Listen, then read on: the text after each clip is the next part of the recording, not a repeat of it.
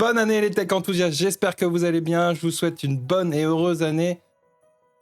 Quoi? Qu'est-ce que tu racontes? Bah oui, je sais bien qu'on est le 26. Ah bah oui, on n'est pas encore en 2025. Bah oui, mais il y a la bêta release Home Assistant 2025.1 et du coup, bah moi je me croyais déjà en 2025. Bon, c'est pas grave, on va quand même regarder en avance ce qu'il y a dedans. Vous l'aurez du coup, je ne pense pas le 1er janvier, mais le 3 janvier, donc un vendredi. Donc cette release 2025.1 se focalise sur les sauvegardes, ce qui est super important parce qu'on passe des années et un temps fou à paramétrer notre Home Assistant aux petits oignons, et donc ce serait bête de tout perdre et d'en perdre ses cheveux aussi. Vous voyez ce que je veux dire? Donc du coup sur les sauvegardes, donc on va regarder, donc les sauvegardes c'est quand même essentiel, maintenant c'est plus officiel et c'est automatisé, avant on pouvait le faire via des intégrations sur Axe mais c'était pas officiel. Donc ce qui est important c'est que maintenant toutes les sauvegardes seront chiffrées. Avant c'était pas le cas, il fallait le décider mais maintenant par défaut c'est chiffré. Parce que les backups peuvent être enregistrés sur le système, mais aussi sur le cloud de Nabucasa. Donc le fait que ce soit chiffré, ça rajoute une sécurité au cas où si le cloud de Nabucasa se faisait pawner.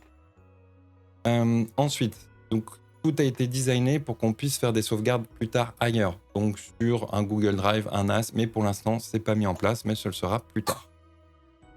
Au sujet des backup retention, donc on va pouvoir décider combien de backups on veut garder, à quel jour on veut sauvegarder, etc. Donc ça, c'est tous les settings, mais on va voir ça tout de suite après. Ce qui est important de savoir, c'est que quand on va faire pour la première fois le paramétrage des sauvegardes, on va avoir un assistant qui va nous guider. Et puis on va regarder tout de suite ça. Donc on va dans les paramètres, on va dans système et sauvegarde. Une fois qu'on est là, on a effectivement un nouveau encadré, setup backup. Donc tout est en anglais, je pense que c'est parce que je suis sur une bêta, mais lors de la release officielle, ce sera en français. Donc globalement, là, on a un petit pitch qui nous dit que c'est essentiel, que c'est super important, mais que voilà, s'il y a un problème, heureusement, on aura un backup et qu'on pourra revenir en arrière très rapidement. Et il nous conseille d'appliquer la règle 3-2-1, donc c'est-à-dire 3 backups sur 2 localisations différentes et un qui doit se trouver à l'extérieur. Donc n'hésitez pas à aller sur mon forum sur innotechreview.fr parce que j'ai fait un article à ce sujet et je vous dis aussi moi ce que j'ai mis en place et qui me coûte pas trop cher. Donc n'hésitez pas à aller regarder et me dire ce que vous en pensez. Donc là j'ai toutes mes backups manuels que j'ai fait et voilà, là on va paramétrer la partie automatique. Setup backup. Donc là on a un petit assistant qui nous répète la même chose, que c'est important, etc., qu'il faut faire la règle 3-2-1. Super. Donc là, j'ai ma clé de chiffrement. Très important, ça pareil, il faut la sauvegarder, faire la même règle 3-2-1, parce que effectivement, si vous faites un restore depuis votre Home Assistant, vous n'aurez pas besoin de la clé. Mais si vous faites un restore parce que vous avez réinstallé Home Assistant, si vous n'avez pas la clé, là, c'est niqué pour vous, hein. Ça ne fonctionnera pas. Donc c'est très important de la sauvegarder, de la télécharger et de l'imprimer et de la mettre à différentes localisations. Donc vous pouvez en mettre un chez vos parents ou chez un ami. Voilà. Donc suivant. Donc là, on peut appliquer les paramètres par défaut ou mettre des custom settings. Donc les custom settings, globalement, c'est les paramètres par défaut qu'on a ici. Donc là, on peut dire je veux tous les jours ou uniquement un jour de la semaine.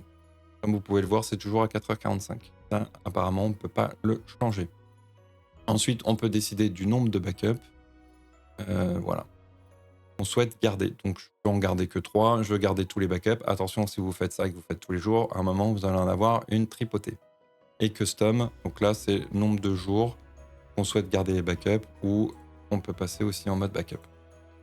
Donc voilà, on va revenir à ça. On fait sauvegarder. Ici, on peut dire exactement ce qu'on souhaite sauvegarder dans le backup. Donc, tous les paramètres Home Assistant, bien sûr. L'historique, les médias, les share folders et les add-ons. Sur les add-ons, on peut dire tous, aucun ou custom. Share folder et médias ne sont pas activés par défaut. Donc là, on va regarder. Ça, c'est les localisations où on va pouvoir sauvegarder. Donc actuellement, je sauvegarde sur mon système et sur le Home Assistant de Cloud de Nabucasa puisque j'ai l'abonnement. Mais plus tard, je pense qu'on pourra avoir d'autres options pour mettre sur un drive, pour mettre sur un NAS via un SMB ou autre. Bon, à voir. Save and create backup. Voilà, donc là, j'ai un premier backup qui est lancé, qui vient se faire. Donc c'est assez rapide. Donc voilà, il a été fait il y a 8 secondes et il se trouve sur 2 localisations différentes. Et le prochain aura lieu demain à 4h45. Donc voilà pour les backups sauvegarde. Donc ensuite, on a le what the F. En gros, c'est le what the fuck. pourquoi c'est pas mis dans Home Assistant, ça devrait être fait depuis longtemps, voilà, est-ce qu'on peut, on peut faire quelque chose? Donc la première question, c'est est-ce qu'on peut ajouter dans des catégories des labels quand on souhaite créer des automatisations? Donc maintenant, c'est chose faite. Quand vous créez une nouvelle automatisation et que vous devez sauvegarder, vous avez la possibilité d'ajouter des catégories et des labels qui vont vous permettre plus tard de retrouver plus rapidement vos automatisations. Donc ensuite, je ne sais pas si vous le savez, mais dans Home Assistant, il y a des raccourcis. Donc il y en a un premier avec la lettre E qui permet de rechercher très rapidement dans les entités. Le second avec la lettre C qui permet de rechercher, enfin de naviguer rapidement dans Home Assistant. Et maintenant, on a un nouveau raccourci qui est la lettre D qui va permettre de rechercher dans les devices, dans les appareils. Donc, je vais vous montrer très rapidement. Si je clique sur D, maintenant, je peux chercher très rapidement, voilà, un device et y accéder rapidement. Donc, si je clique sur C, par exemple, je peux naviguer. Donc, je peux faire sauvegarde. Voilà, je peux arriver sur la partie sauvegarde très rapidement.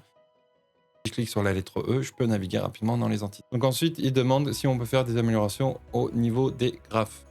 Qui est chose faite. Donc si on va en aperçu, pardon, et que je prends un capteur, donc celui-là de température, si j'appuie sur la touche contrôle de mon clavier et que j'utilise la molette, je peux zoomer dans mon graphe. Donc là, c'est pas le meilleur des graphes, mais voilà, ça zoome, vous pouvez voir en bas que ça change.